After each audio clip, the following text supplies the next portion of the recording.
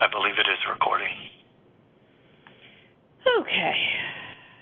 I'm just going to keep the chat box open so that I can see everyone.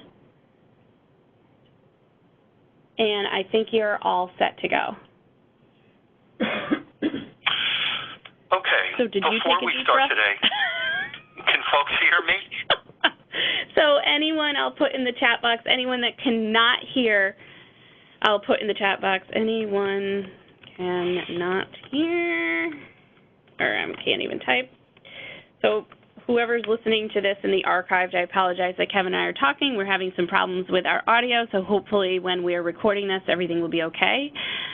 Thank you for your patience as we are moving forward with this. It seems to be a network issue with the phone, nothing that we're purposely doing on our end.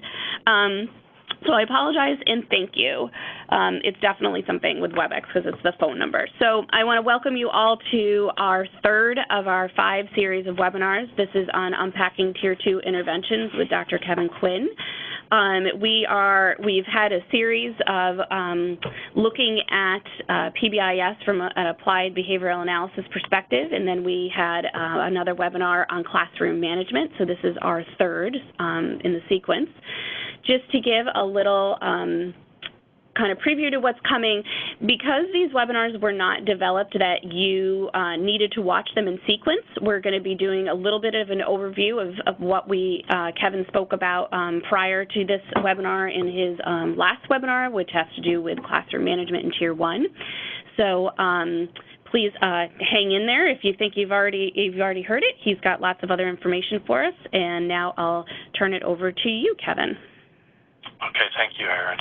Good morning, everyone. Listen, I wanted to follow up on a question that Irv asked on the last webinar before we get started today. And Irv had asked why, when I showed a slide about the extent to which being fully present in the classroom, why it correlated negatively. And so I did follow up and think about that more carefully. I don't know why it didn't occur to me at the time. But if you can imagine that concepts like with-itness would correlate negatively with classroom management problems, the more with it, the more present, the more on top of things in the classroom the teacher is, the fewer behavior problems you will have. So as one goes up, the other goes down. That's why the effect sizes were negative numbers. So I hope that clarifies that, if you even remember that. But, I wanted to follow up on that. Today we're going to be talking about Tier 2. It's really bigger than the 2 hours we have to do it justice. So we're really just going to try and do a couple things rather than a full-blown look at the systems, practices, and data needed within a school to roll to Tier 2 out with fidelity over time, and achieve fidelity and sustainability. We're just going to look, we'll talk briefly about some of those things, and instead look more about what are the, what are the theoretical foundations that on which Tier 2 interventions are based, and how, because they essentially share, not essentially, literally share the same theoretical foundation as Tier 1 interventions, how and why they sort of seamlessly can be integrated with Tier 1 supports. So as you can see there, we're on our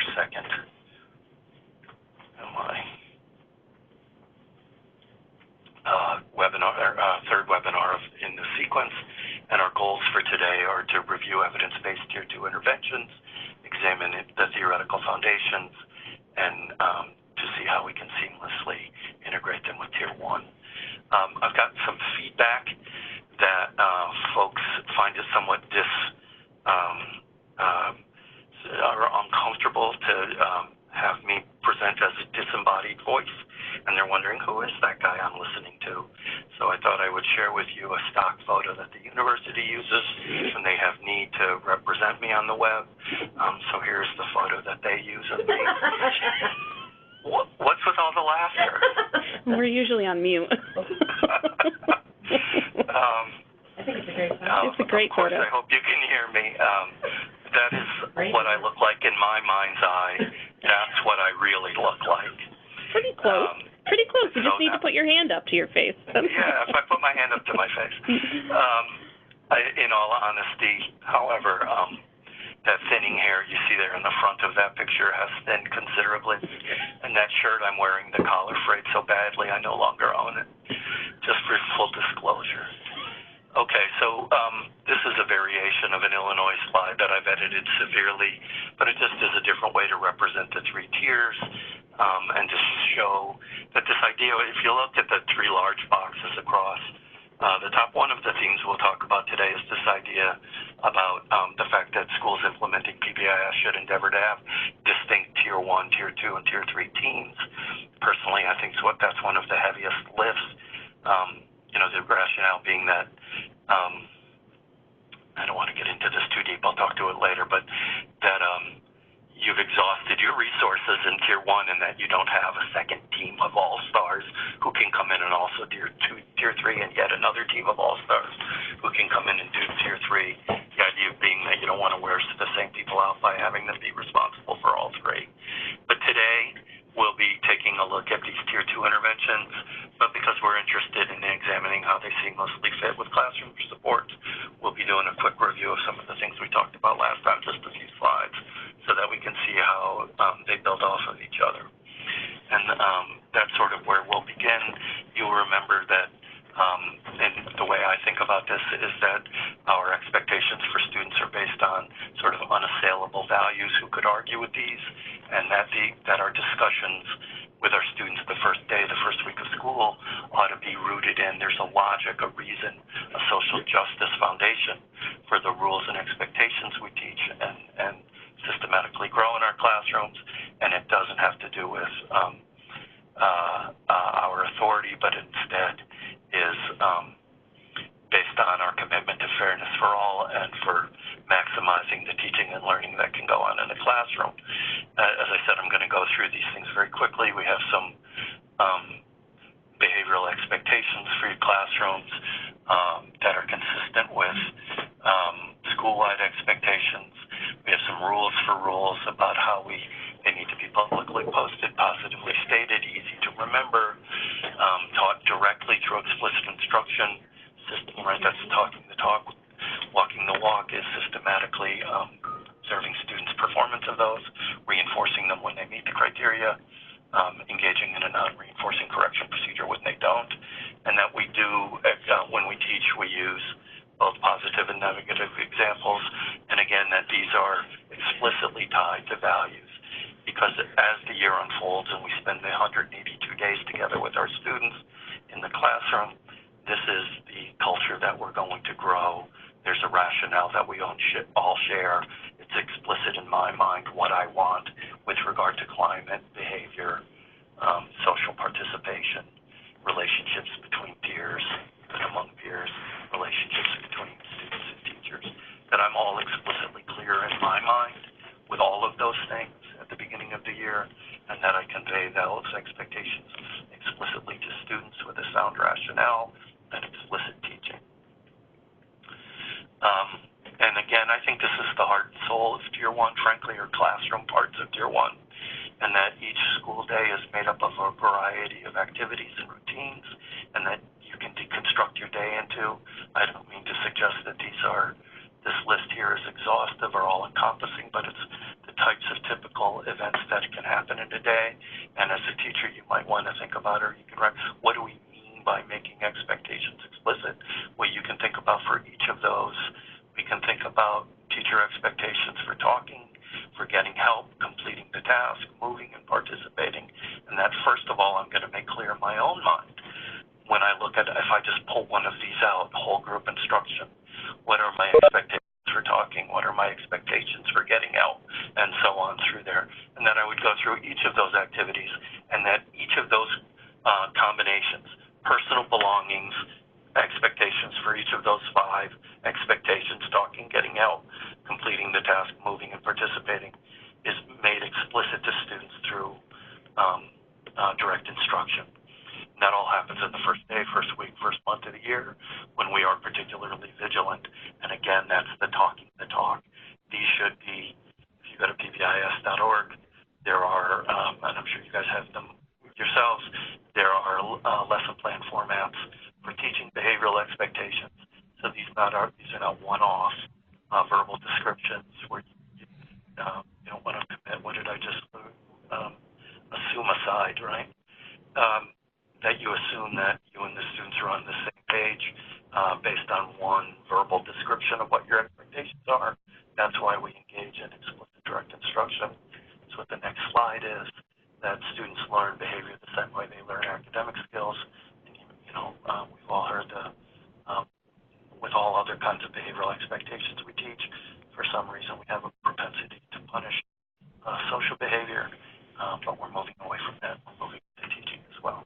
So I'm going through this very quickly, one, because we're all stuck with technology, and two, because Tina performed it last month or 2 months ago.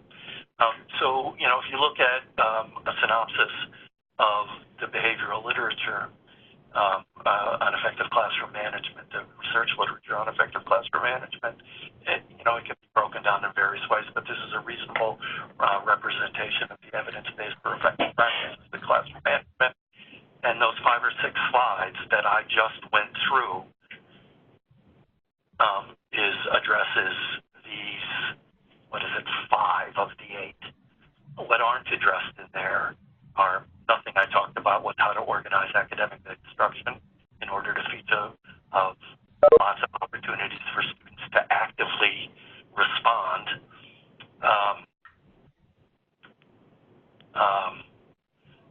correctly during instruction, and that is a discrete teacher task that can be specifically taught and learned, and I would refer you to Brandy Simonson's work on this, where she's done several studies where she's used a cognitive behavioral intervention for teachers to support their acquisition of specific discrete management and teaching skills, and she has an entire study on growing teachers' use of opportunities to respond. And the other 2 items there also have to do with academic instruction in terms of sequencing and providing choice and not teaching outside of what good old Lev Vygotsky might have called the zone of proximal development. Certainly one of the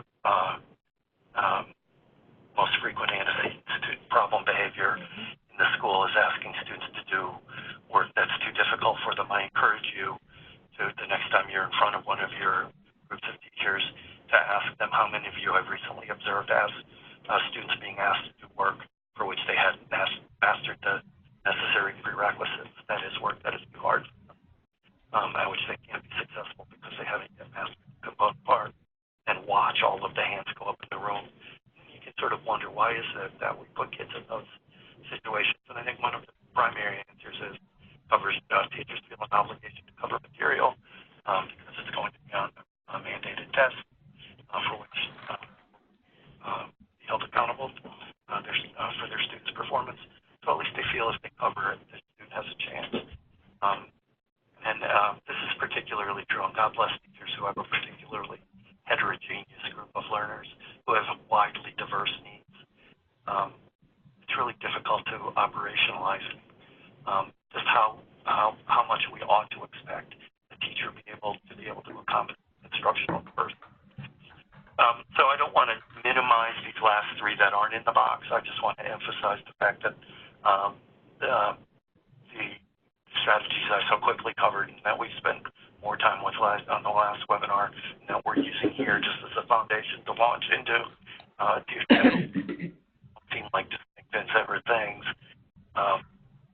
were covered in those 5. If you do the things represented on this slide, if a teacher is doing these things, I think the teacher can comfortably claim that they're reliable implementers of Tier 1 with Tier 1 classroom supports if they're doing these things with integrity. Any questions before I proceed? Can you hear them, Erin?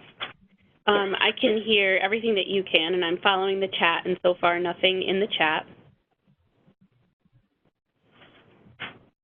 So I'll just give people 1 more minute to add something to the chat, or if you want to take your life in your own hands and attempt to unmute, you are certainly more than welcome to do that. No, I don't want to do that. No. We could go back and look at my stock picture. Yeah, no. No, please. Okay, I think we're all set, so we can keep moving. All right. So there is a slide that I could have put here. I've learned that I can do about 32, 35 slides at max in the time we have together. And so something's had to come out. But there are a bunch of criteria about win groups. I wish we could have more dialogue here because I'd be interested to know from the behavior specialist if you have teams that have legitimately have data to document that they're at fidelity with Tier 1 and have used those fidelity data as the logic for proceeding to Tier 2. There are certainly guidelines about when schools are ready to go to Tier 2. The rule of thumb is to proceed to Tier 2 only after you've documented steady fidelity. I think on the BOQ it was 80% fidelity over a number of data collection points before proceeding. That slide didn't make the cut for today. So it's really, I'd be very interested to know among the people who are listening, where are your schools with regard to Tier 2 implementation? We're well aware that sometimes Tier 1 becomes,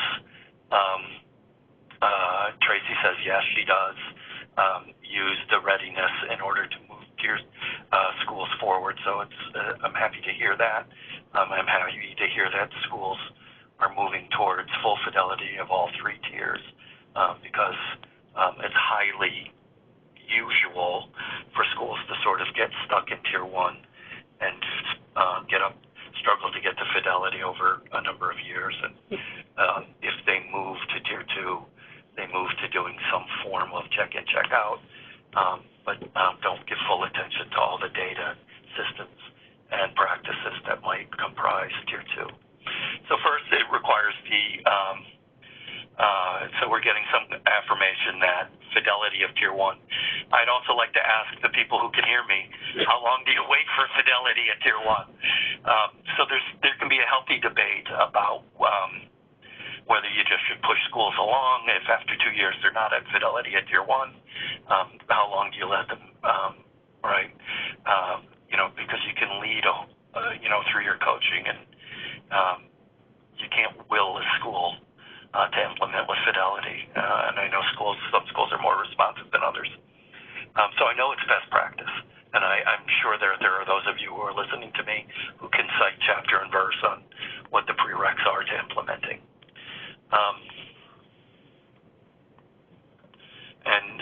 We're now, I don't know, can everybody see the chat comments or just me? Everyone can see them. Okay, so the idea that many schools come into looking for behavioral supports because they're looking to address the needs of their most challenging, or the students who advance the most challenging behavior. And so sometimes you're trying to build the entire plane at the same time. So the team that we set up when we decided that we are meeting criteria and we do move forward, it may be part of the existing leadership team, an extension of it could be a standalone team, and it might be some combination of your already existing childhood study teams or ISDs. How have you found it? I know in the literature it suggests that Tier 1 and Tier 2 have distinctly unique members with perhaps some overlap of some people who possess particularly high levels of what's called behavioral capacity, expertise in behavior management. Are you finding that the same teams typically tries to lift the entire enterprise, or that you have distinct Tier 1, Tier 2, and Tier 3s with some shared membership across all 3 teams? What are your experiences? My sense is that you get a core of really committed people who end up being the leadership for each. You don't get a whole new set of people when you endeavor to implement Tier 2. I have a lot of overlap to the small setting and low staff numbers. Pat, yours came and went very quickly. And I know you risk burnout, most schools have overlap. A few people joining the meeting as well. So, and I think that that's what's key. And I think one of the challenges is on the system side, determining who these meetings are, when they're going to run, getting the integrity of that. I call it the church model, where a few people do most of the work. And you risk burnout, of course.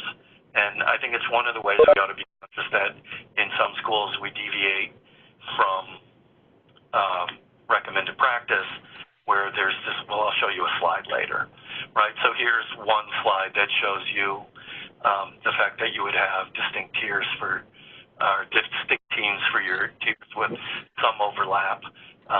I think there's more overlap than there is unique in many schools. And then you get, this conceptualization. Anybody seen this level of distinct discrimination of functioning teams within a school, where each team has a unique mission, a unique membership, unique set of meetings? Seems to be a lot to ask. And I think it's one of the parts of the framework that's most challenging to implement and not slip into the, the church team perspective, where a few people do all the heavy lifting. So that's a lot of teams. And I think as you support schools in their implementation, you really need to reflect on how much can we ask of a select group, how much past comment came in with before I could read the whole thing. But why are they leaving so quickly? It says, do other behavior specialists have schools moving to an integrated Tier 2 MTSS model? We have 3 pilot schools in Albany working towards this, though are hitting some bumps in the process. So can you see some of the responses? Yeah, so we have people who are, and perhaps the more we do go towards MTS, some of these teams will be collapsed. And then I suppose you could do, a separate team here, a separate set of circles here for the academic side, or academics might be integrated into some of these. But I think it's one of the issues that really takes meeting with schools and having, in your role as supporting of schools, going in and really encouraging schools to definitively define who's on which team, when the meetings are. This is just an incredibly important aspect of the systems part of implementation that, in my experience, lots of schools struggle with. Just a list of people who might be on the various teams, and if there were going to be overlap, I would imagine it's off of this list. I would imagine that we frequently tap into the psychologist and the social worker and whomever might have behavioral capacity, the leadership team who went to the initial Tier 1 universal rollout. It's hard to imagine that after all of their training that they're going to stick only with Tier 1. When you begin training for Tier 2 teams and you do those workshops, do you get a whole new group of people? Is it overlap with some of the same people? So among these people, who do you tend to get overlap from?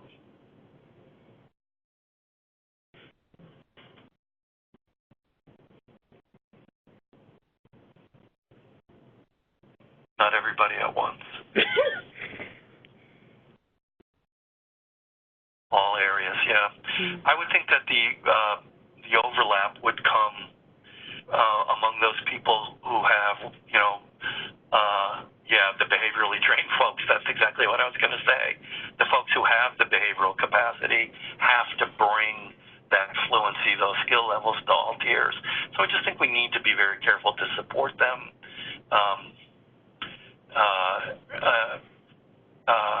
And assess their burnout and make sure that we don't get learned helplessness from among the people who don't step up and don't participate as intensely. There's just a quick list of tasks that the coordinator or facilitator of the coordinator of Tier 2 does, and that the facilitator might do for the how we field referrals for Tier 2 supports, what kinds of data we organize and use, which students we're going to look at, whether the meeting is a systems meeting, looking at whether we're serving a sufficient number of kids, whether the referral procedure is working, whether in aggregate the interventions we're using are working, and or whether or not we need to make changes in the systemic parts of Tier 2 versus a meeting that looks at individual kids' responses to Tier 2, individual students. So what type of data, whether we have when we bring Tier 2 together, are we doing one, both, or one, the other, or both of those meetings? Right, and make sure there's a feedback loop with teachers whose students are participating in Tier 2, and make sure that everyone who has to deliver part of the Tier 2 intervention knows their roles and is implementing with fidelity. We have a number of ways that we can find youngsters. I'd like to ask the group again, how are you identifying candidates for Tier 2? Typically, the big three you hear are exceeding some criteria of office discipline referrals, teacher referral due to an accumulation of minor classroom infractions, and or systematic screening of some sort in which a child scores in the clinical range and is therefore referred. The review of attendance data and other, those are the big three, I think, concerns about mental health and drug use. Out of classroom, out of building truancy are what folks are using. Anything else? Is anybody doing systematic screening? So the use of those data, of course, you can't get them to buy in. Maybe we can talk about that more, about how to facilitate buy-in when we're together and can actually communicate with each other. So the assumption there, I actually find it reassuring that they're using ODRs, because that means that aspect of Tier 1 is operating with reasonable fidelity in order to objectively identify the frequent flyers. Again, my experience is getting data systems to up and running fluently, where the data are reliably and validly collected, entered into a system, be it Swiss or something else, processed through a feedback loop, presented to Tier 1 individuals. Sarah, which screener are you guys pushing? Or any of you who are encouraging use of systematic screening, which one are you doing?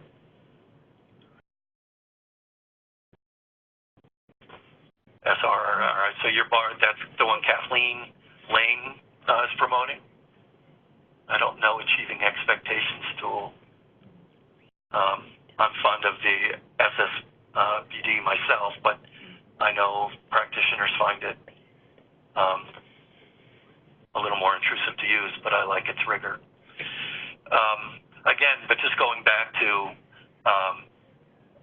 the fact that Tier 1 implementation is occurring with such fidelity that you have reliable and valid data that's getting back to the Tier 1 team on a regular basis to make database decisions about who needs more intensive supports is really exciting, because I think a lot of schools struggle just to get to there, and you ought to commend yourselves for supporting your schools and getting to that level.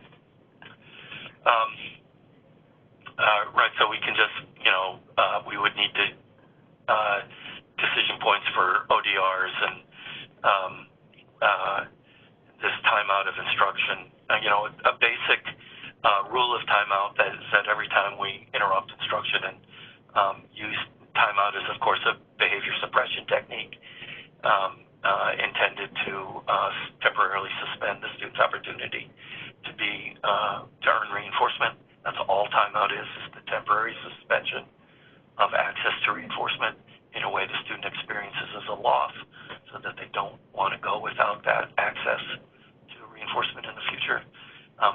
variety of ways to make that happen, then structure timeouts in the classroom. But the key to our purposes here, timeout has a bad reputation in schools because it's more often misused instead of used appropriately. So in many schools, it's taken off the table because, in fact, timeout is the negative reinforcement cycle instead of students are being negatively reinforced via escape, and instead of being temporarily suspended for being reinforced, they are in fact being reinforced. And because it's misused in that way, it's gotten a bad reputation. Timeout can be very effective. It is an evidence-based practice when used appropriately.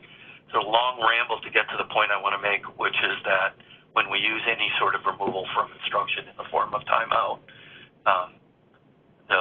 there should be a process for documenting the frequency, duration of that, and duration of that timeout. Here's such a data collection form. Every time a student is sent a timeout, you can see the student's name, the date, the incident, the amount of time that which teacher sent them, what subject it was, a little cognitive rehearsal for the student so that they know when they're being sent out. I really need to do work for circling the school expectation. Needs to be some spaces between those. And then on the back side, we have a guide for the teacher. The processing checklist is the things the teacher does. The person who's overseeing the timeout. What's interesting with timeout is it requires that every school needs to have personnel who are utterly non-reinforcing to be with for students. Right? Do you want that job? Right? Most personnel don't know how to be non-reinforcing to be with. And of course, you can only have timeout from instruction can only be non-reinforcing if the student values being a part of the classroom. But oftentimes in timeout, of course, teachers talk to kids, they lecture them, they try to connect with them, they encourage them, they don't realize what their position and mission is, and that their charge is to deliver X amount of time of utterly unreinforcing interpersonal experience or any other kind of reinforcement. It's like every school should have a job description for hiring some people who know how to be unreinforcing to be around. Of course, we all know those people, right? Then we get to document the context in which the referral was made and the type of infraction in which the student engaged. I was working on this slide, forgot to bold them all. But in this particular school, they had a code which could be documented on the front of this form to document their time out of instruction. This would be another way to identify students to be systematic and data-based, beyond ODRs, beyond systematic screening. And so we've taken a look at teacher referrals. Boy, do I dare. Let's see if I can actually do this. Don't know if I can. Is it still down there?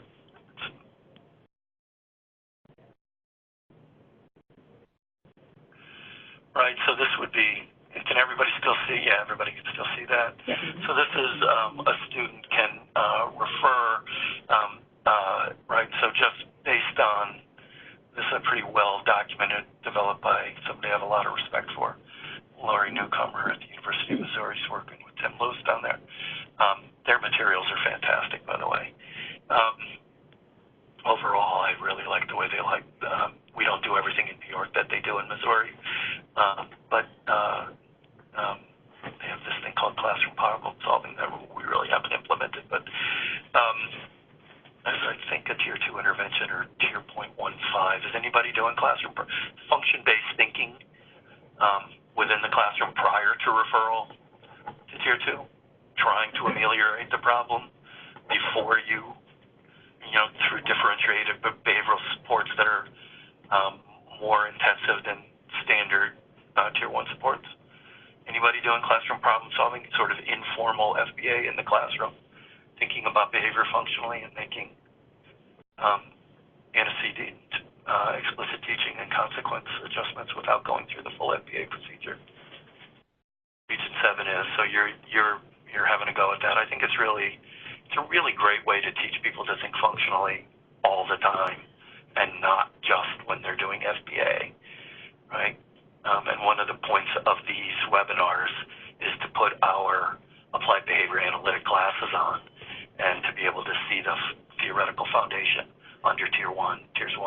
3. So this is just the referral system. Oh, God, let's hope I can successfully get back to this. There we go. And then screening, as I indicated, my favorite is the SSBD developed by Walker. I think it's been the most rigorously developed, though my understanding, I've been reading some, but not all. Kathleen Lane, who is here in Kansas now, I believe, is doing a lot of work on validating the SSRS. Anybody want to chime in? Does the SSRS identify internalizers? Yeah. My understanding is that its main selling point, it does do internalizers. Okay, I thought one of the weaknesses was that it did not. I think Kathleen's, one of her selling points is practitioners find the SSRS less aversive, more efficient, and are therefore more willing to okay, thanks, Pat. The new version does, and I haven't seen that version. And am I right, Pat, that it's really far more efficient than the SSBD? Takes less time. At least that's the selling point. But anyway, the idea is to be systematic here and use criteria to identify, to be proactive in identifying about 15 minutes 3 times a year for the new version of the SRS.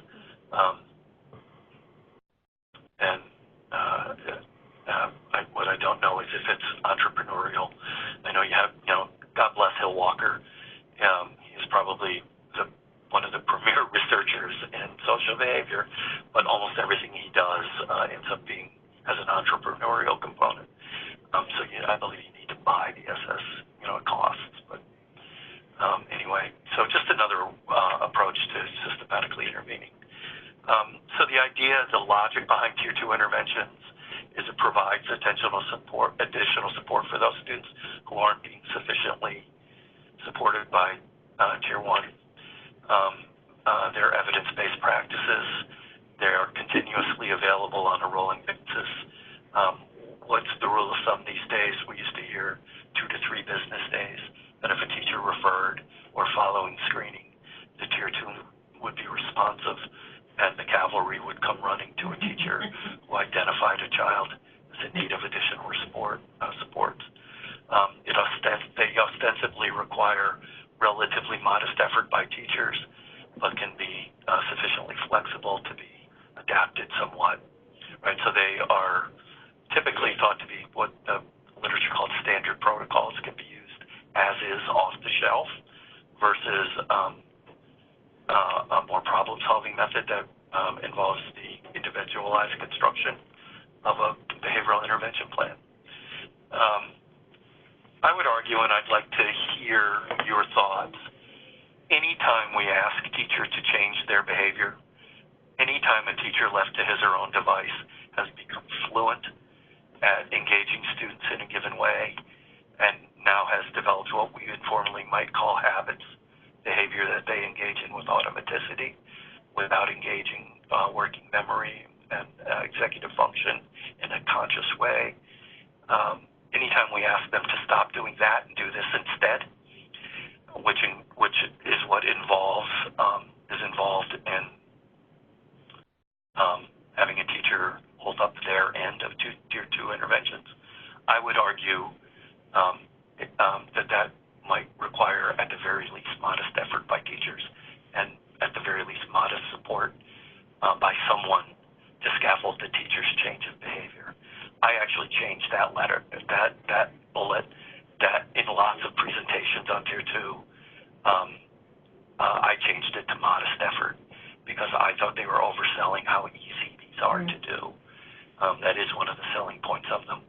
Again, I think anytime we ask teachers to change their behavior, we ought not underestimate the challenge in getting people to stop doing A and start doing B when they've gotten very comfortable doing A. What do you guys think about supports needed to get teachers to use, for instance, the DPR effectively, or if it's a social skills instruction, to give the necessary pre-corrects and rewards that are supporting the student's acquisition of the behavior. Or just one team for the team to design these things. Oh, geez. So even the DPR is perceived as what? Is it perceived as too intrusive? Is it perceived as bribery? Is it perceived as, why should I have to change my behavior? The student should be the one. You don't have time for all of that's what the teachers say. I thought you were telling me that you don't have time for this. Kevin, shut up. I don't have time for this.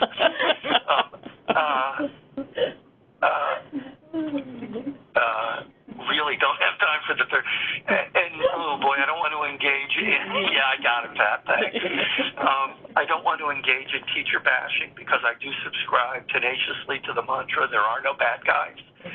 Teachers care about kids. Administrators care about kids. Related services care about kids. You guys care about kids. I care about kids. We're just trying to do complex behavior changes of there, no matter whose behavior we're trying to change. And so if I honestly believe that children don't fail, interventions fail children, I can extend that to teachers don't fail, systems fail teachers. And we might do, right, I have in my head this thought that I want to do this paper one day, functional behavioral assessment of a teacher's failure to implement an intervention with integrity, right? And why aren't we putting teachers, right, rather than just folding our arms and saying bad teacher was unmotivated to implement best practices? We don't want teachers to do that to kids. Why would we do that to teachers? Oh boy, it's tempting when you hear that people just don't even want to do these supposedly easy to implement interventions.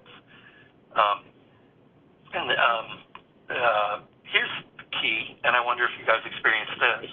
Students, you got to get to yes with the student. Tier 2 supports are offered to students. And it involves identifying for the students the gap between expected performance and their current performance and the delivery of that message in the way the students can find acceptable and not threatening and critical of them, so that you can create this commonly, it's not something we do to kids, it's something we do with kids, and there's a big difference between doing something to somebody and with somebody. So I'm wondering if in your schools that are implementing Tier 2, and I know there's a tendency to sort of conflate Tier 2 and check-in, check-out as if they're synonymous. There are more interventions than check-in, check-out, though it tends to be the one, the primary go-to one, and I would be happy if schools were doing it reliably and validly and consistently. Are you emphasizing the voluntary nature of the process?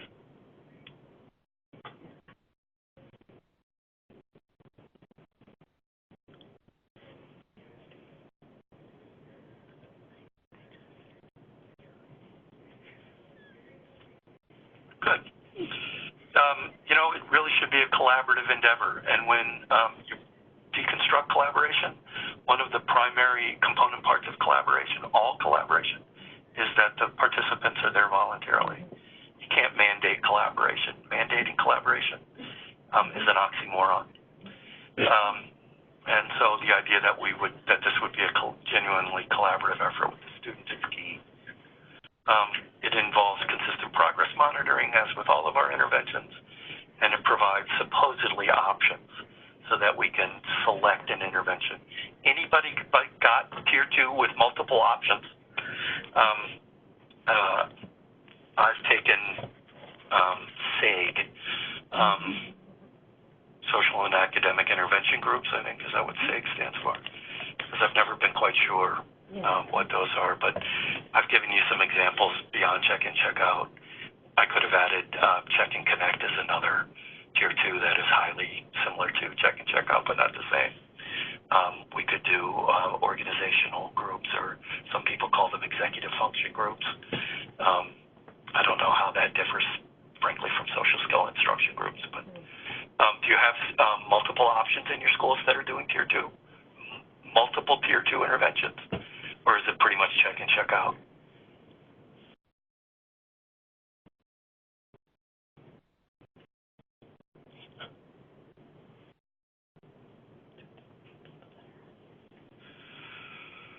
Valiant behavior sports. ESB is at 2-2.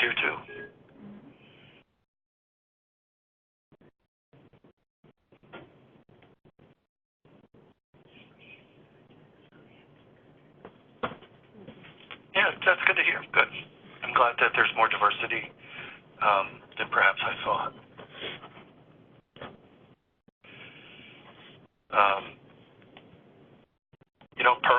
Pearl was talking about, what should be expected of educators in terms of differentiated supports and putting in the time, effort, and energy to reclaim, re-educate, and reclaim students who are either at risk for significant emotional behavioral issues or already experiencing them.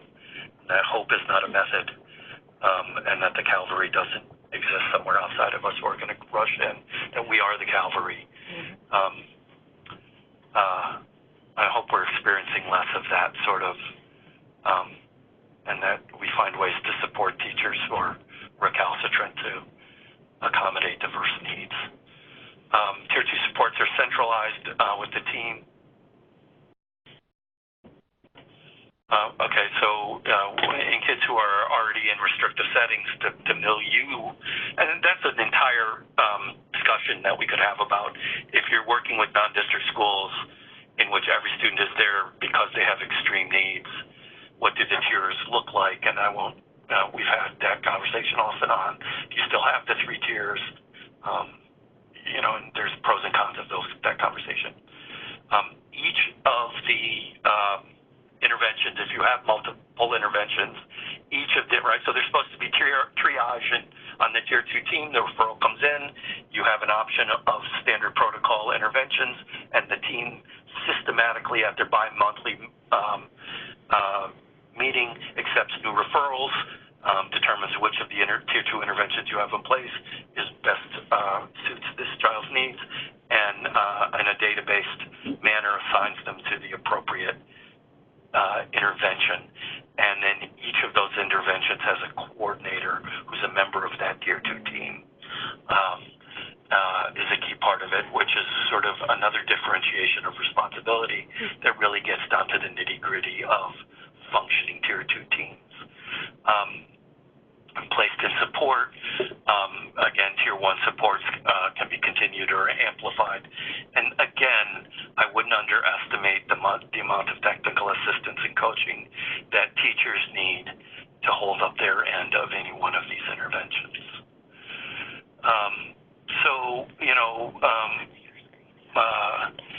We're looking at the same requirements for data systems and practices, sort of outlined what those are in this. The data we collect at tier, we've talked about the ODRs, suspension, detentions, minor infractions, intervention outcomes. We might add implementation fidelity there. Right? And to get these bi-monthly meetings up and not have to become fragmented. I recently read somebody suggested, boy, if you can at least hold the bi-monthly team meetings consistently and get 80% attendance, reliable attendance, to me that 80, the 20% of people who are not there on a regular basis would be a blow to integrity, but I've actually seen that recommendation. I don't know what you guys think about that. That the intervention coordinator for each of the separate tier 2 interventions has been identified and oversees the implementation of that particular tier 2 intervention, above and beyond the coordinator of the team of the entire tier 2 team. That there's an explicit right. So sometimes when we look at these 3 circles, data, systems, and practices, that I'll bet each and every one of us has told the joke about having it tattooed to our ankle that we first heard from somebody else somewhere along the line. Just what are the systems? What do I mean by systems? The data and the practices, at least to me, are more readily self-apparent. The systems, I think, sometimes I struggle to identify what they are. So I like this articulation of them.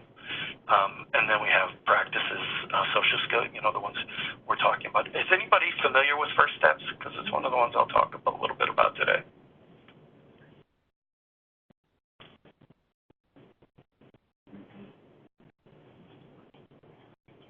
Or any other questions or thoughts you'd like to share with the group?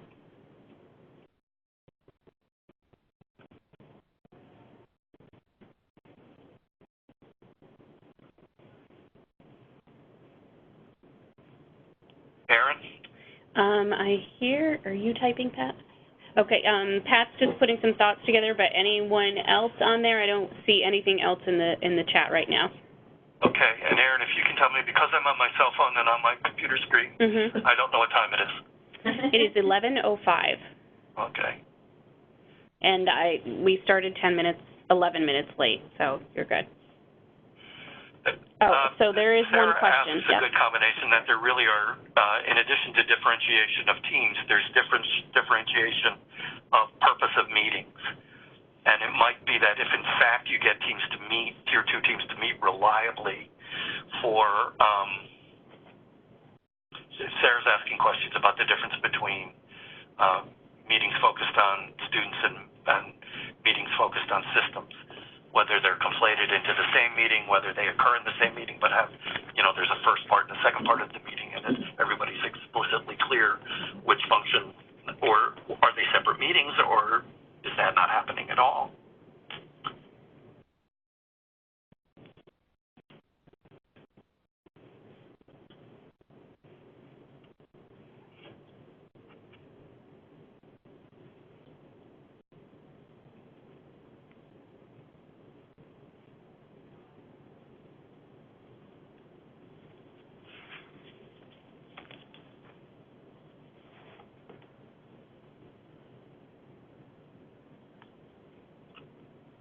I think that's another great question. You often see in the literature that the selection of the appropriate intervention of Tier 2 should be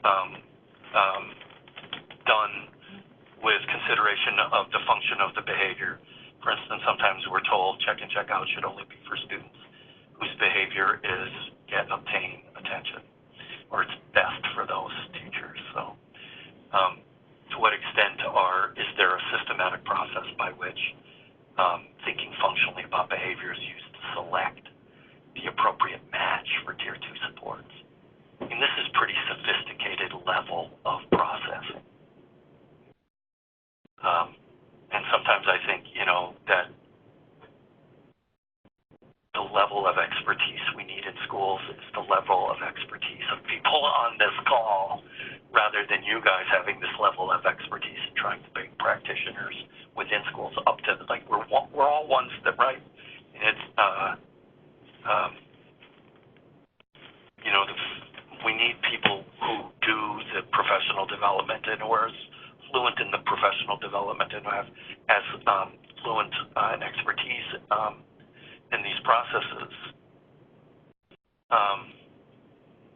So there's folks answering how important never losing sight of the behavioral pathway is, even for 2, and we'll be talking about that.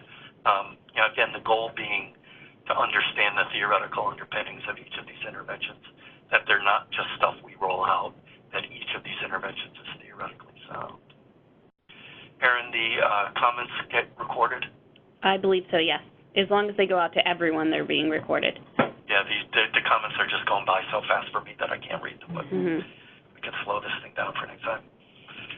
Okay, so let's take a look at a couple of them. I've given you a reference for each one there. I don't know. All right, so when I'm doing these, we have a diverse group here. I mean, we have very experienced behavior specialists who could well be doing this presentation instead of me and could do it better, or at least as well as. Kevin, if you go to your upper right-hand side of the screen, there should be a little arrows. That one has an arrow pointing down with participants and one with chat. And if you click on the chat, it will expand your chat box so that you'll be able to see what's happening over there. Okay. Yeah, I too have seen check and check out adapted for students whose the function of their behavior is escape, avoid, rather than get attention. And that there's ways to think it through where students the payoff can be consistent with the function of their behavior. Or we can reward them with something that they find more rewarding than escaping. Of course, the challenge is always when students become highly fluent at a behavior and have systematically learned how to pull from a given environment reinforcement they desire at a sufficient rate. That is when the behavior, the target behavior we're trying to change, has become very efficient and effective for them. Efficient in terms of how hard they have to work, and effective in how much reinforcement they get. It's difficult to find replacement behaviors that are more efficient, and particularly reinforcement that they value more than what they're already getting. Which is why we don't ask them to give that up at first, but eventually, if they're escape avoid, they have to go cold turkey on bailing out and instead be supported by a different type of reinforcement.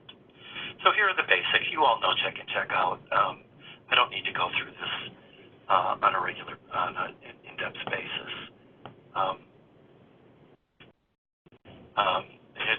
The DPR for a given school, hard to imagine that teachers would, who are exasperated with a child's intrusive behavior that's undermining the effectiveness of his or her instruction and wants relief from that invasiveness, wouldn't be willing to engage in this fairly simple process of meeting with the child, priming the pump for them making good choices. One of the things we'll be talking about later is how so often we put this form in place, like a child has one of these forms, but that when a teacher who is managing behavior in the classroom doesn't reference the DPR or the behavioral contract or whatever other kind of system they have in place to support the student in their interactions with the student in the moment, as scaffolded support in the moment. So we'll talk about this later. But I've been in too many schools where the kid puts the DPR away. It's never even, he struggles during class. The teacher never uses reference to the DPR to scaffold making better choices with language that might, sound like, when you choose not to follow my directions, or when you choose to call out without being called on, you make it difficult for me to teach others to learn, and you're choosing not to earn all your DPR points that are earning your goals at risk. I hope you can make better choices so you can achieve your goals and the reinforcement, right? That may have taken too long. But that kind of script, teachers don't lack the social skills to reference the scout. And so I've seen teachers just, the only exchange that references this is, and for a child who struggles, and it would also be for a child who's doing great to go over and, to catch them being good 5-to-1 moment would be to reference the sheet and say, you're doing a terrific job following directions and getting your work done. You sure are choosing to earn a 3 today. Well done. Right? That teachers don't reference and that's what I mean by teaching teachers those scripts, the moments to both use the form to catch kids being good and thereby reinforce and strengthen appropriate behavior, and also hold them accountable in the moment when their behavior deviates from expectations by reminding them when they make those choices, they are choosing not to earn all their points. And that is a social exchange between the student and the teacher, that are foreign to most teachers, that they don't. It's like learning, what are the rules when I meet the Queen of England? What do I don't know what the rules are. If I was to meet the Queen of England, somebody would have to teach me what protocol is. Well, there is a protocol for giving children feedback in a manner that references the behavioral supports you have in place, be it timeout, be it extinction, be it DPRs, be it behavioral contracts, whatever you're using. And I think that's the level we need to get to, where individuals who are interacting with children in the immediate settings with students need to comfortably reference the supports in a way that emphasizes the child as a choice to make. And we'll see some examples, and that the consequences for their choices will result from those choices, and that they are in control of whether they choose to earn the rewards and reinforcements we put in place, or they choose to forego them.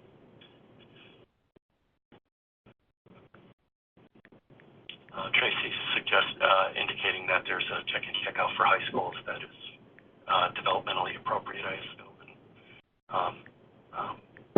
more amenable to the use for older kids. The kids who will benefit are the kids who obviously who aren't benefiting from Tier 1, who meet certain kinds of data in terms of their office referrals, supposedly attention maintain behavior, but we've talked about the fact that that's not necessarily so, and that you can adapt it for escape avoid students.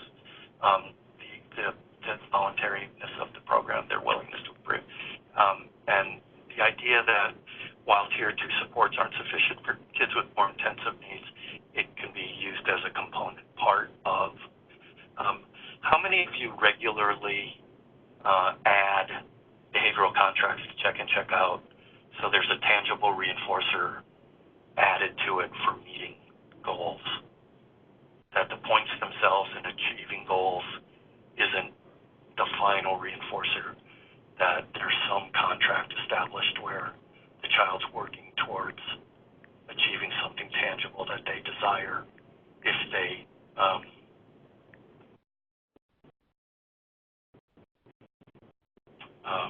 meet the level of expectation. Do you tend to augment it with essentially a behavioral contract?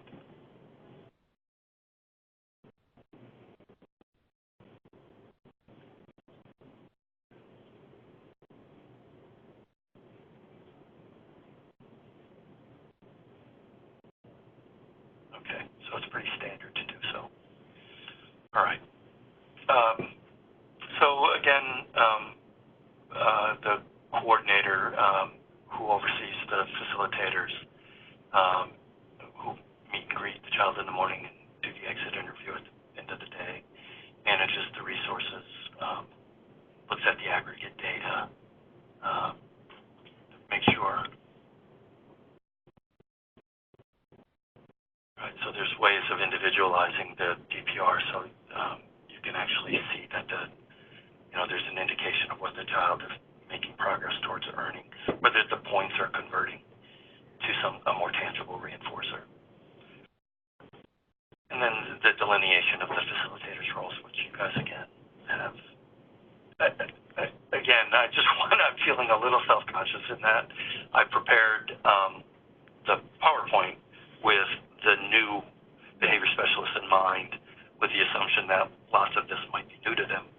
And I'm aware that on the line there are individuals who have supported innumerable schools in implementing checkout and have presented on check-in, checkout in Tier 2 many, many times with the schools you're working with and are as fluid or more fluent than I am with these. So apologies for the sort of painstaking and fairly superficial overview of the. All right, so one of the things we talked about last time, and I think really the goal that I hope everyone, and we talked about this very slide last time, but I want to take a look at it again in this context, is the idea that the first person who ever trained me to think in a behavior analytic way, I remember his name was Alan Repp, and he very distinctly talked about how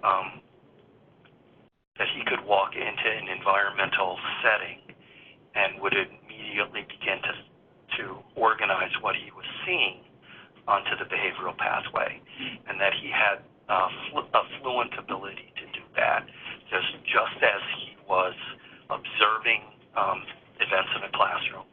He was creating in his mind's eye a cohesive narrative of what he was seeing, so that he could explain events as they unfolded in a theoretically sound way.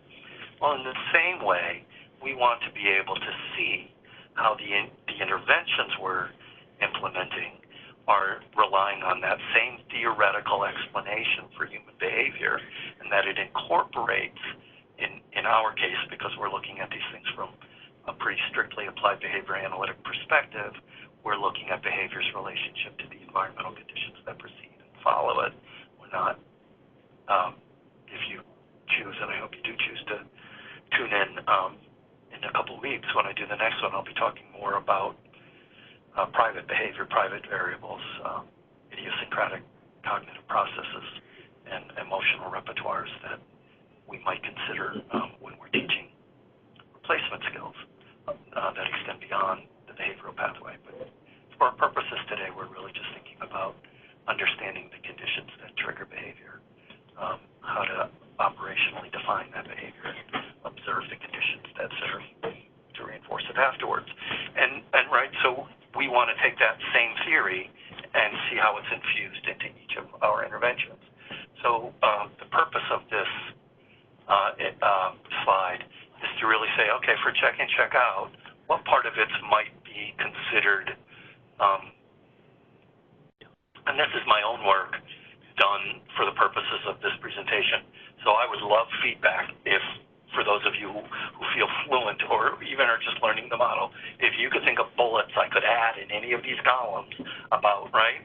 And that we want to be clear in our own minds, explicitly clear, that check-in, check-out isn't just something that we roll off the shelf and do, that we're implementing a theoretically sound evidence-based approach, and that we know where and how the theory is at work and embedded within the intervention. So you can see that the behavioral pathway is articulated in the column headings, and so as I thought about check-in, check-out, I thought the setting event strategies for check-in, check-out were to check in with the coordinator in the morning, right?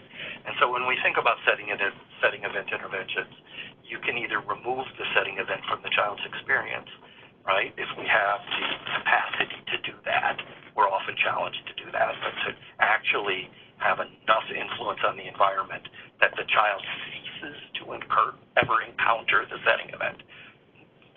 That would be, right, we would love to be able to do that.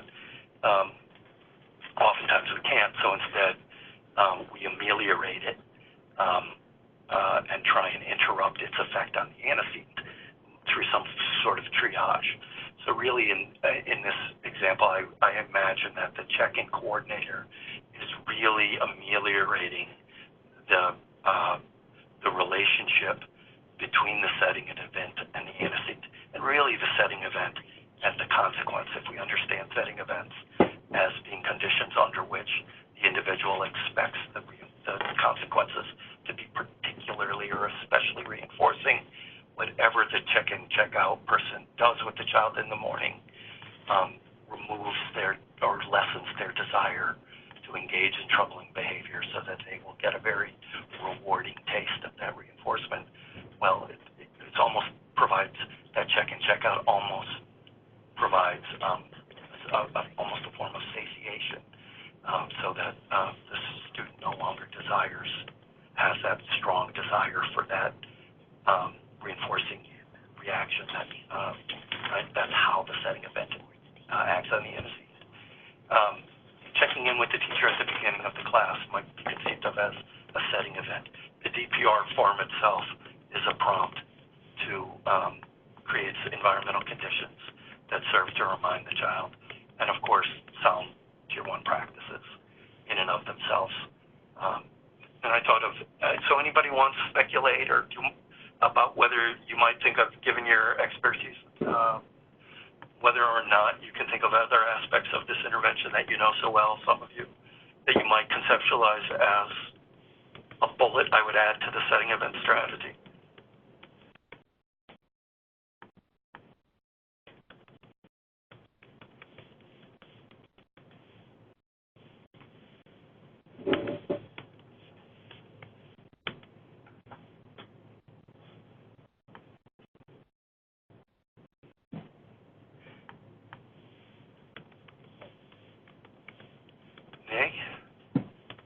Aaron? I don't see anything yet. Okay, and so under antecedent strategies, unambiguous teacher directives, teacher pre-corrections, that good choices earn full DPR points and help meet goals and earn rewards. I would argue that with any child, particularly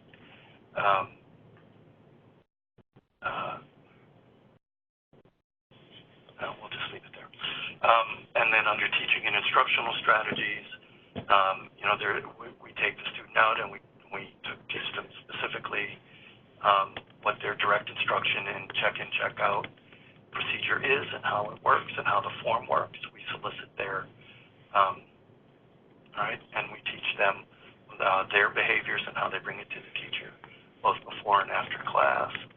And we teach them, in fact, if there is a goal that they're working on in classroom, in order to earn their DPR points, raising a quiet hand, staying in their space, completing their work, that we also simultaneously engage in explicit instruction in that behavior.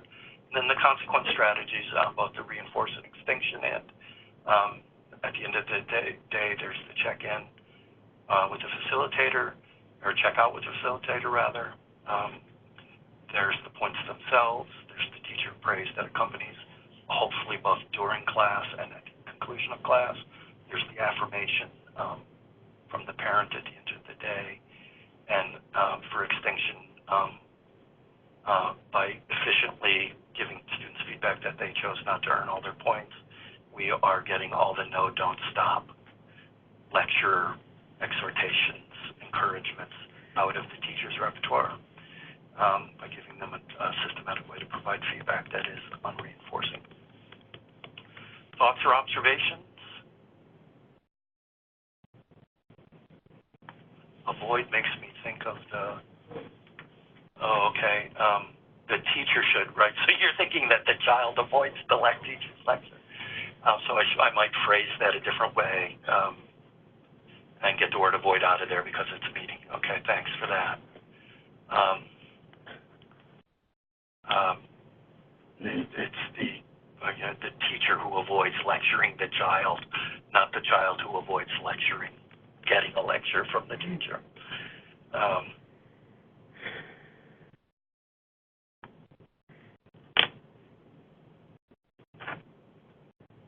Anything else?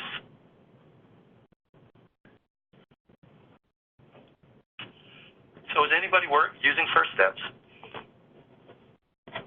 Anybody taught first steps?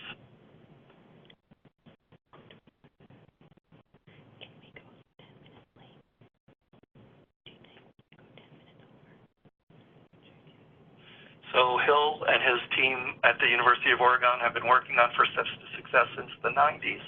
It's grown into a fairly complex endeavor. I'm trying to, in fact, launch a small single-subject research study now using First Steps. I've added it as in an attempt to possibly expand your repertoire on what you conceive to be available Tier 2 interventions. It was developed. First Steps was developed outside and prior to the beginning of it was almost simultaneously. Occurred right at the same time what was originally called effective behavior support and has which evolved into PBIS. They evolved at the same time, but the intervention was not necessarily initially conceptualized as being offered within the framework as a Tier 2 support, but it has since been adopted and conceptualized in that way. Right, so it's First Step has been validated on K through third grade, I believe. It's an early intervention program to help children who are at risk for developing aggressive or antisocial behavior patterns. Uses a trained behavior coach. In our study, we're trying to train folks in the school to do the role rather than folks on the research team.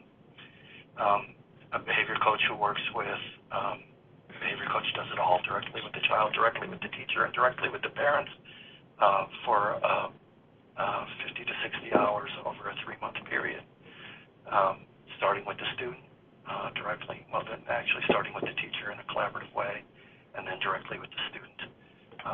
The coach supports the rollout, is actually in the classroom with the teacher supporting the rollout of the intervention, in fact, controls the feedback to the student about whether they are or are not meeting expectations while the teacher continues to teach. After some amount of time of that, the teacher eventually takes over, giving the student the feedback, and the coach fades themselves out of that role. And as they're fading out of that role, they increase their contact with the family. We'll see more of that. Again, screening as a Tier 2. There's a classroom intervention and a parent training piece. I think we've talked sufficiently about how students get identified for Tier 2. One of the ways that First Steps has success is that it now provides identifying whether the behavior function would be the target of the intervention will target a discrete behavior skill that is the decision about which skill to address is done empirically by collecting people's, teachers' perceptions of what's going on in the classroom, and also looking at the coaches' direct observations in the classroom. The replacement behavior is taught through individualized instruction, behavioral reversal, role play, activity-based performance incentives. I'm just scratching the surface, but the first part of the intervention involves the coach taking the student out of the classroom and teaching them the behavior, but also teaching him how the intervention works. There's a visual prompt to teach a red and green card is simply placed in a lanyard around the teacher's neck. When the child is meeting behavioral expectations, the card is green. When the child starts to not meet expectations, the teacher simply flips the card, and that is the extent of the feedback the student gets. So there's no cajoling, there's no encouraging, there's no inadvertent reinforcing of off-task behavior or of inappropriate behavior. It's a simple flipping of the card. There's a system attached to the process. This is where it gets really complex, but it starts, there's interval training where the child is scored as whether he's at the end of an interval, whether he's on the green card or the red card. And if he's on the green card, he gets a check or a star or a heart or whatever mechanism you want to use. And if he's on the red card at the end of the interval, and the interval is measured with a stopwatch and an auditory signal to know when to score, the student isn't really clearly aware, and at the beginning of the intervention, the intervals are short, so the student's getting frequent feedback, and it's systematically. One of the things we don't do terribly well as a teacher, for instance, of students with emotional behavior disorders, I had many of these mechanisms in place for my kids as just a standard part of our program. And when we could get students behavior solidified with these fairly intensive behavioral supports, one thing we never really did terribly well was systematically wean them. It was like, okay, we've got this toxic behavior reasonably under control. And in that end, in retrospect, I think we did our students a disservice by not helping them generalize their learning to environments in which the contrivances we put in place for them, the artificial supports we put in place for them, were not going to be available. We didn't systematically promote generalization and maintenance. And I think as I reflect back upon my own career, I would say that was probably the major weakness of my own practice. I was very good at developing, implementing with fidelity the interventions, forming relationships with kids, but weaning them, systematically, slowly, carefully, removing the scaffold. It's like, what, and risk regression and have all that toxic behavior? No, thank you. But that was meeting more my needs than the students. So what First Steps does is it systematically does that. It systematically lengthens the interval. The child gets feedback less and less frequently. They earn their reward less and less frequently over time. And over time, they're weaned off the process entirely. Any questions about that? And it's really quite elegant in its simplicity. The red-green card is, and the student's trained, and the student gets to role play being the teacher while the coach misbehaves. And so the student is, through the play, is taught to discriminate between green card behavior and red card behavior. And they get to flip it, and they get to record it. And so they're very fluent with what it means.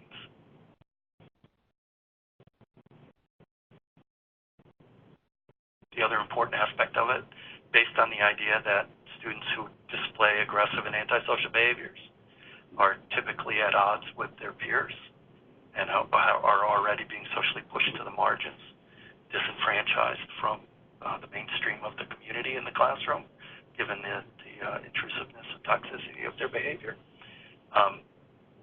Another inherent part of the intervention is the reward that the student is working to for the entire classroom, not for themselves. And the students know it.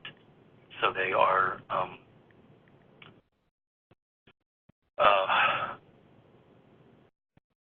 there an appeal is made to the students to sort of be confederates to support the student in being successful. Students can actually encourage the child to make good choices, to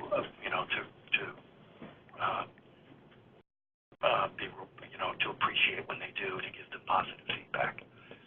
But again, the use of the group contingency is specifically related to the longitudinal data that shows us how children go systematically to being marginalized within classroom groups, and oftentimes push them into groups that organize around antisocial principles instead of pro-social principles. Then move your clip or flip your card system that I'm trying to. Yes, all kids see where the card is. I don't know. Tracy's asking a question. I don't know if everybody can see it because it's on my screen. I don't know that it's how different from move your clip or flip your card system. The student doesn't do it, the teacher does it. And it's just really the red card is simply taking the verbiage out of the teacher saying to the student, stop, no, and don't, and communicating to the student that the choice you are making now is unacceptable, and you're choosing not to earn your check, your heart, your star, whatever it is, and therefore choosing not to make progress for the group reward when you behave this way. All of that's taught to the child outside the classroom. He knows that that's what the red card means, or she, and therefore none of it needs to be said in the moment, thereby negating the likelihood we will unwittingly reinforce inappropriate behavior by attending to it, by saying all those things. I don't know if Tracy, maybe you and I can have a conversation about why you're not liking it. That's correct. The teacher is, and Sarah, is that a way that distinguishes it from the intervention Tracy's talking about? I'm not familiar with the intervention Tracy's talking about. Just to follow up on Sarah's comment there about the teacher is a continual assessment of the student's behavior, and the feedback is provided by, and I could imagine that the teacher could certainly, when the child's doing particularly well, look at the child and smile and tap the green card like an affirmation. It would be one way to actively build in your 5-to-1 catch them being good versus correction.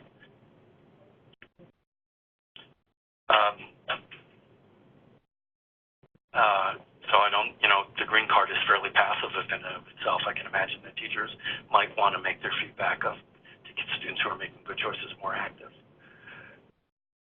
But in the first couple of days, the system is used in the classroom after the coaches have taught the student the system outside the classroom.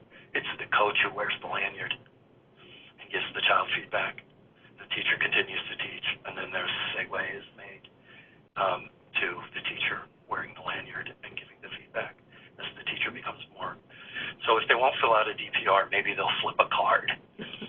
Again, only validated, lots of research. We could have a long, interesting discussion about what constitutes evidence, and if you want to do that, you can come take my doctoral seminar on PBIS that I'm giving this semester, in which we will consume and debate the evidence base for PBIS. My own take on the evidence base for lots of PBIS is there's lots of good stuff, but if you paid me to be the devil's advocate, I could argue the weakness in the evidence base too, including with regard to first step.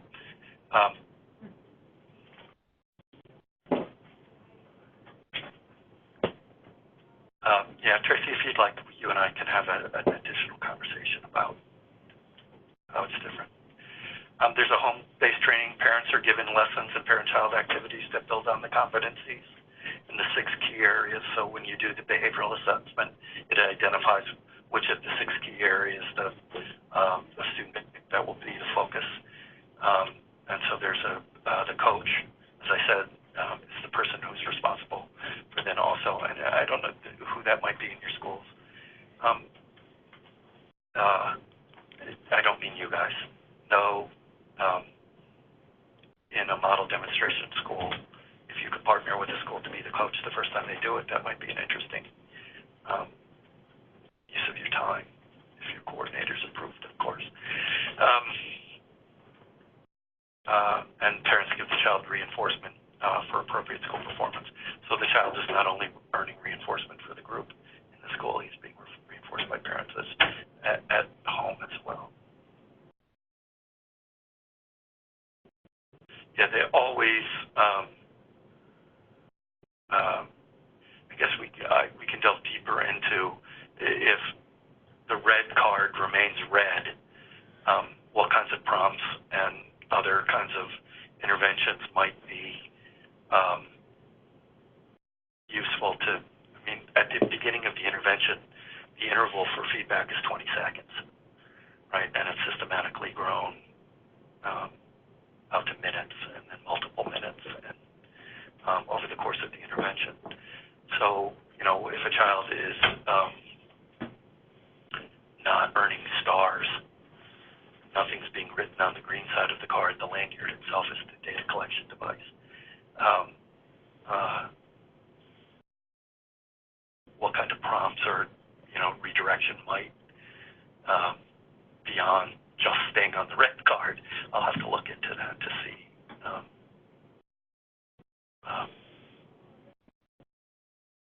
what additional redirection might be appropriate.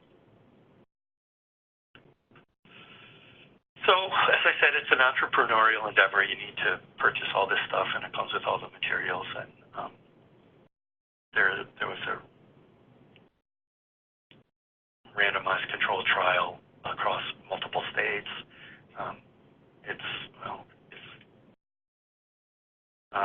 Let's take a look at,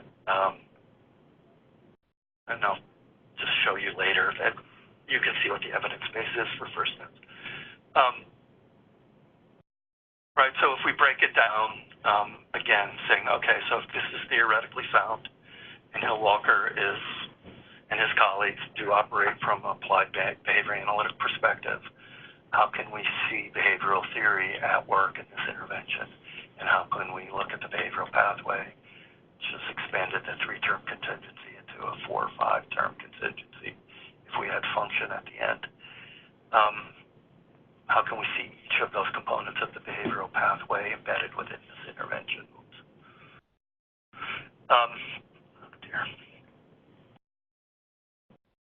Right, so the obtaining of the student commitment might be perceived as a setting event strategy. The presence of the red-green card on the coach's or teacher's neck in and of itself. The teaching of, just good, sound, tier 1 behavioral supports for all kids, including the target child. And then the collaboration, getting the coach, the teacher, and the parents all on the same page, all preaching the same message to the child might be considered a setting event strategy.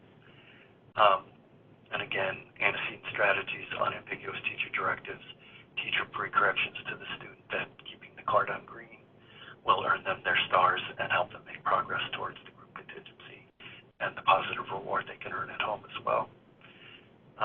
And then the teaching piece is the explicit teaching the student exactly what the green and red card communicates, that there is a phrase that would be triggered in the student's head when he sees the green card. The feedback is, I'm doing a good job, I'm meeting the criteria, I'm sure he would use that word as a kindergartner.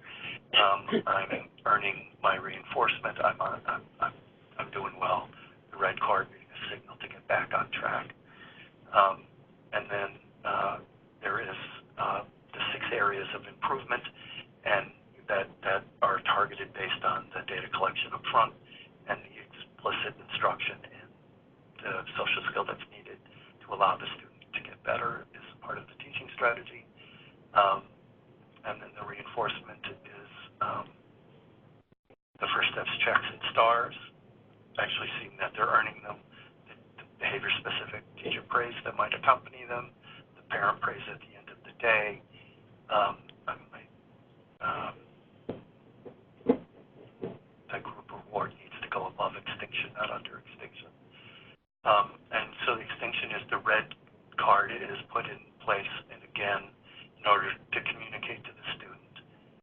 about making a good choice now without unnecessarily giving that student teacher attention. So again, the goal for today, particularly as behavior specialists who are presenting these interventions to others who are expected to implement, is to develop, and again, developed in mind. I know many of you are highly experienced. It's not necessarily who I'm thinking about when I create these things. Is really, and so I think what I've had the good fortune to work closely with Dorothy and Joe and Aaron on the development of the FBA-BIP grid. And, as we challenged each other in that process to clarify our thinking and to catch ourselves when we were being vague and to defend our logic and go back to the literature for what we were recommending, our thinking and our fluency and our expertise. And sometimes that got, I think Aaron would tell you it might have actually felt tedious to the process of producing materials. I feel it was an invaluable part of producing what I hope you guys will find are excellent materials when they come out. And so I think on some levels, when we sit with one another and learn to communicate with each other in a fluent way about these interventions and the theoretical foundations under them and what their components are and why theory says they should work, right? So as the scholars who develop these interventions and get funded to develop these interventions, no one will give them money to study these interventions if they don't make explicit in the application for funding the theoretical foundations of the intervention they're looking to test. Their theoretical model needs to be made explicit, right? Scholarship isn't done willy-nilly. It's done to test theory.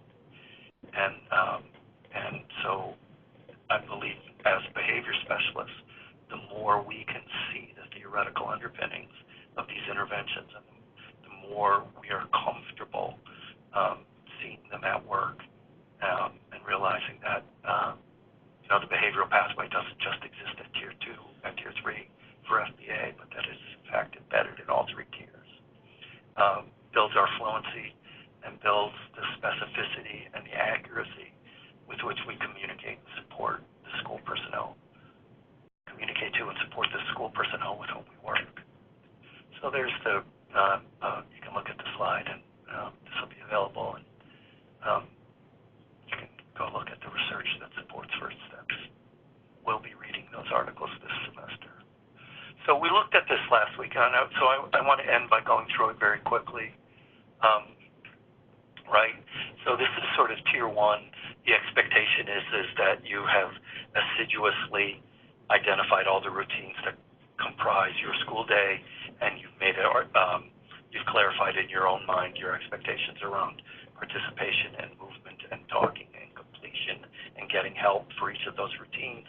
You've engaged in an explicit instruction using, the heart of which is modeling guided practice and independent practice to teach those expectations for each and every one of those routines across each and every one of those behavioral expectations: movement, talking, completion, getting help. I forget which one I forgot, but one of them.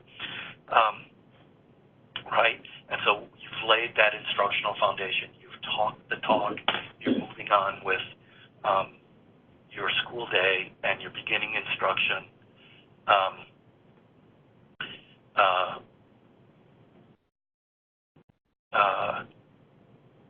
And with a mind's eye towards walking the walk now in the moment.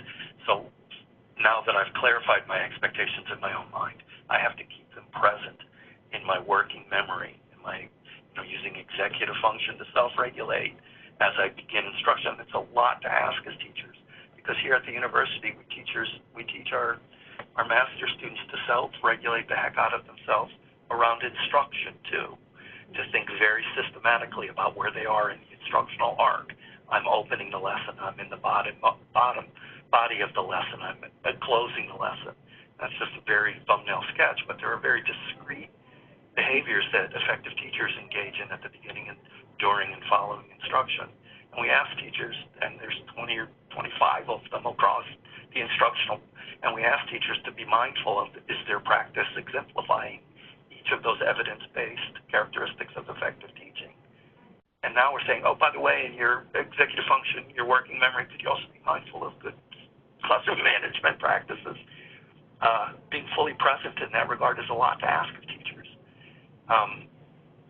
But to the extent they can, we're asking them to do that. And we're asking them to be mindful of, if I've taught my behavioral expectations, am I at a juncture in the school year where I need to reteach them via pre-correction in a very succinct way? Of course, pre-corrections are supposed to be also weaned over the course of the year so that the students self-regulate, rely less. A pre-correction is really you self-regulating for the student. That's not an oxymoron. It's you taking the covert process of executive function self-regulation that the student should be doing through self-talk, and you're making that instead overt and explicit for the student with the pre-correction. Eventually, you want them to do it covertly and self-regulate for themselves. We expect active supervision, fully present in the moment, making thousands of conscious decisions about the quality of your student's behavior.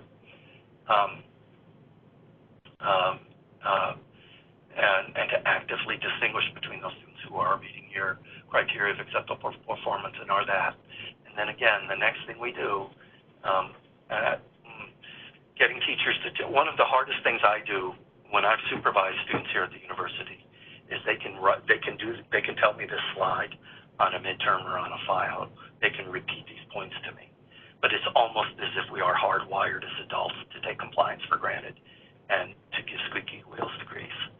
And so this thing we toss around 4-to-1, 5-to-1, you can write about it on an exam, but to self-regulate yourself throughout the course of the day and self-evaluate to say, am I catching them good 5 times more often than I'm correcting inappropriate behavior is a very heavy lift for teachers.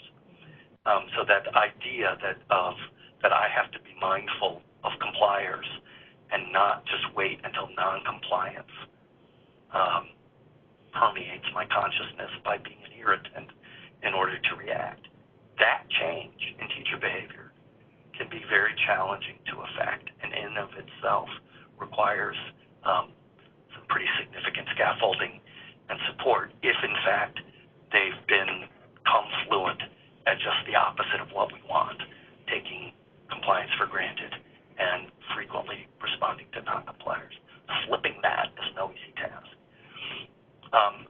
But the reinforcement of the compliers is not only intended to grow and strengthen their compliant behavior, it's the initial intervention for non-compliance.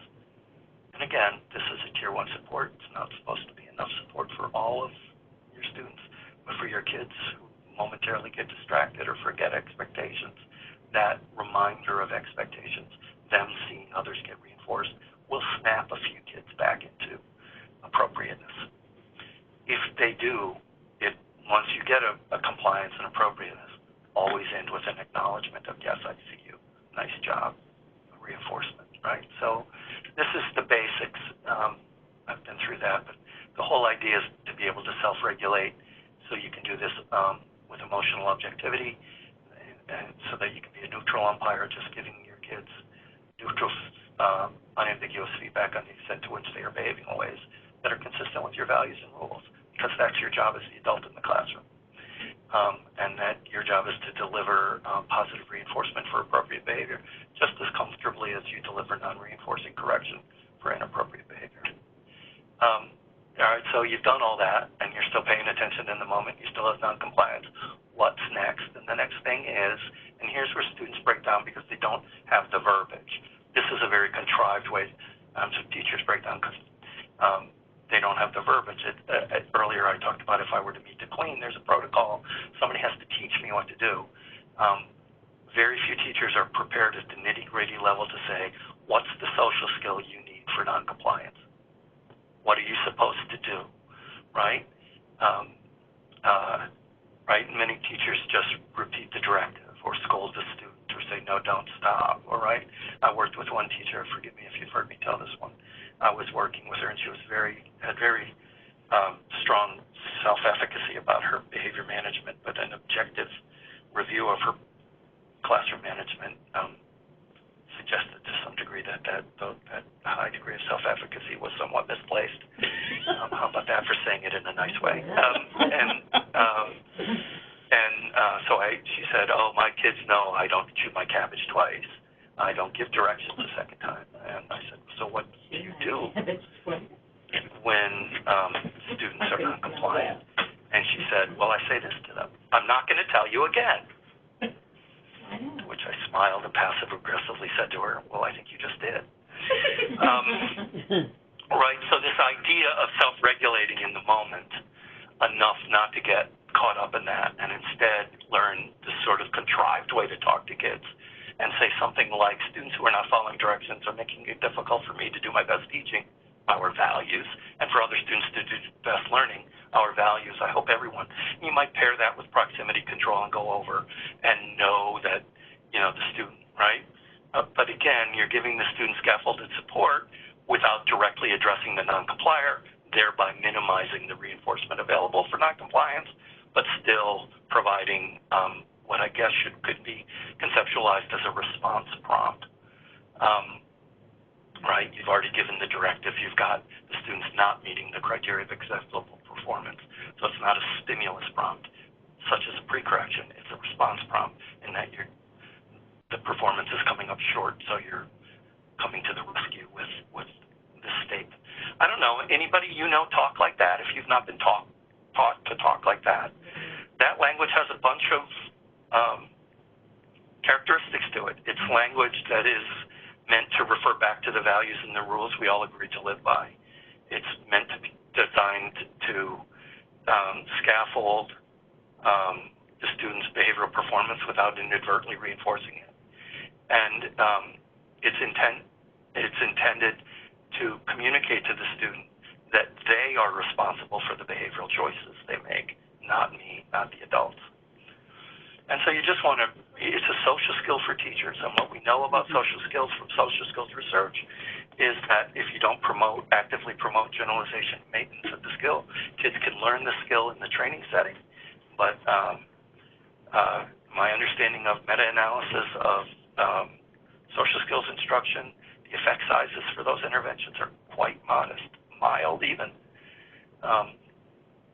And one of the reasons is because the child masters the skill in the training setting, but doesn't generalize it back to the criteria setting, the real world, because they don't recognize the incidences under which they need to use the new behavior. The same is true for teachers. They need to discriminate in the moment that this is a social skill we're asking them to learn, and they need to recognize the moment in the instructional process. By the way, they need to remember to do this all the same while by remembering how to really do a great job delivering geography instruction or math instruction, right? So it's a lot to ask. And then step 3 at this juncture, the literature recommends issuing a timeout, right? The literature is very concerned with the fact that an inordinate amount of student noncompliance and inappropriate behavior is sustained by teacher attention, that the default assumption is the function of inappropriate behavior is attention. And so the expectation here, oh, Jesus, that's nice feedback. I don't know what that's in reference to, but,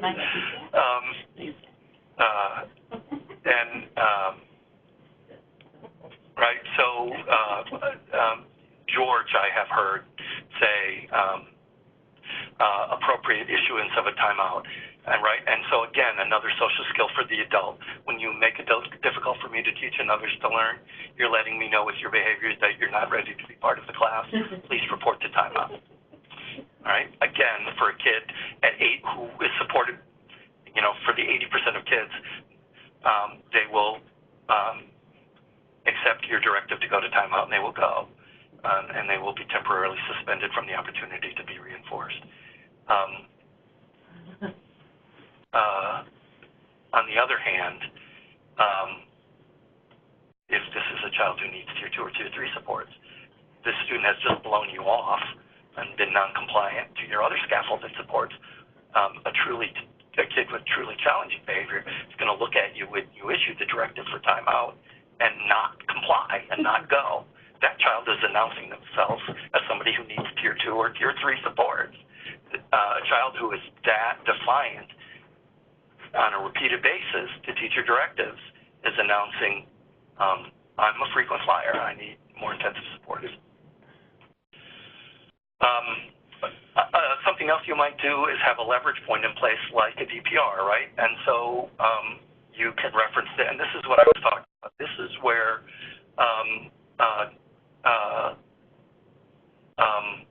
I guess that's 12. I'm almost done.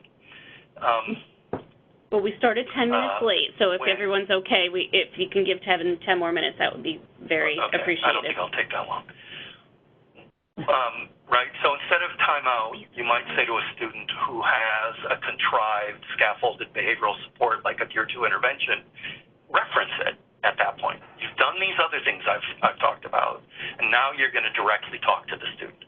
But you want to do it in an efficient, non-reinforcing way, so you want to have your wrap fluid. You really want to say it. You want to be tight. So when you make it difficult for me to teach, and at the beginning of the year I might say all this, by November I might just be saying, when you don't make good choices, you're choosing not to earn all your points. I hope you can make choices that make things work out well for you and everyone else. Boom, how long did that take, right? But until somebody teaches teachers to talk this way, these are not normal teacher skills that teachers have. And so they don't recognize the moment in which to deliver this scaffolded support, and two, they don't have the verbiage in the script to do it. And they need to be taught. And on this slide, step 3, we have now slid from when we talked about seamlessly integrating Tier 1 to Tier 2, that's what this slide does. It's the next step. It's bringing Tier 2 to life in the real context of the classroom. Note that students always choose to earn or not earn any kind of incentives you put in place. Kids never lose them. We know that kids with behavioral issues are predisposed to perceive adults as ogres anyway. They have what's known as a hostility bias. They tend to perceive neutral environmental events as threatening.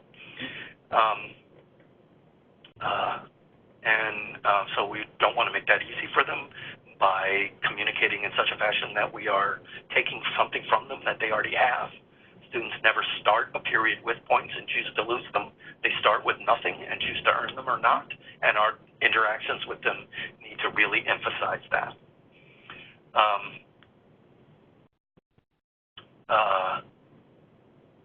And so that is another skill that, right? And so for the first steps to success, the response to noncompliance is to turn the card to the red side and to not issue the check or star for the interval in question if the card remains when the timer indicates the interval is over. I think.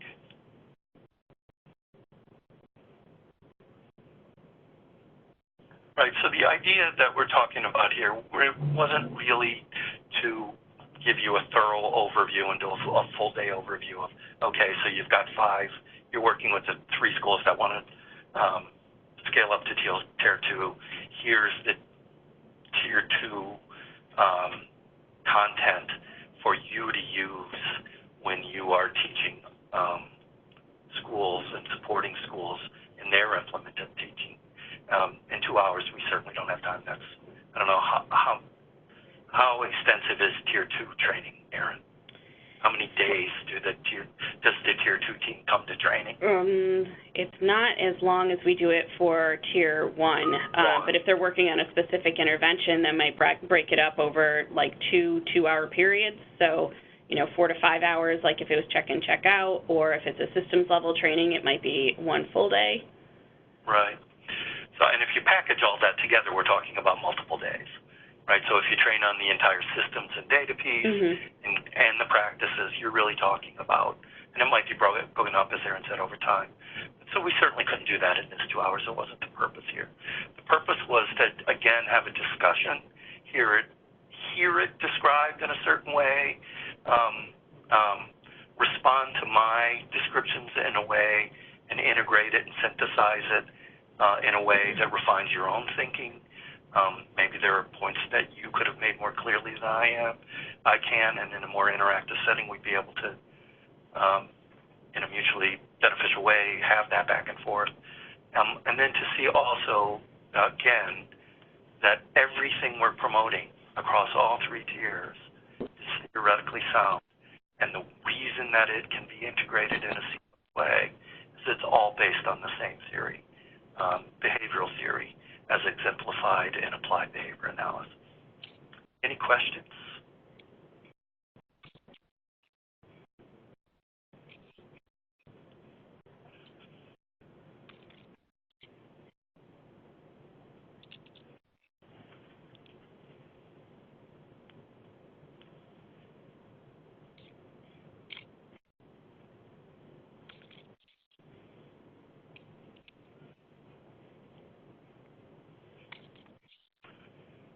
I'm loved, Erin. Yes, apparently you are. I'm